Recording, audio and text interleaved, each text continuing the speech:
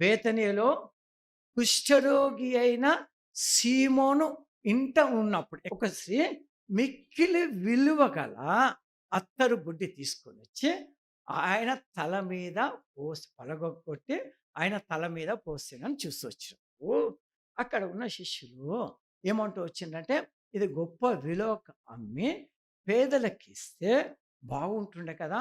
అనవసరంగా ఇంత డబ్బు వృధా చేసినామని చెప్తూ వచ్చింది. అప్పుడు ప్రభు ఏం చెప్పేసిందంటే, బీదలు ఎల్లప్పుడూ కూడా మీతో కూడా ఉంటారు. నేను ఎల్లప్పుడూ మీతో కూడా ఉండను.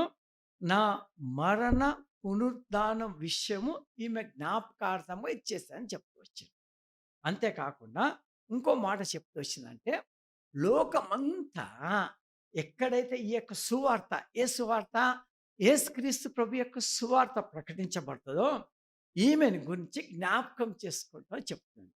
అంటే మన యొక్క ఆరాధన కూడా లా ఎలా ఉండాలంటే, పగులగొట్టి ప్రభు తల మీద పోసేదిగా మనం ఉండాలి.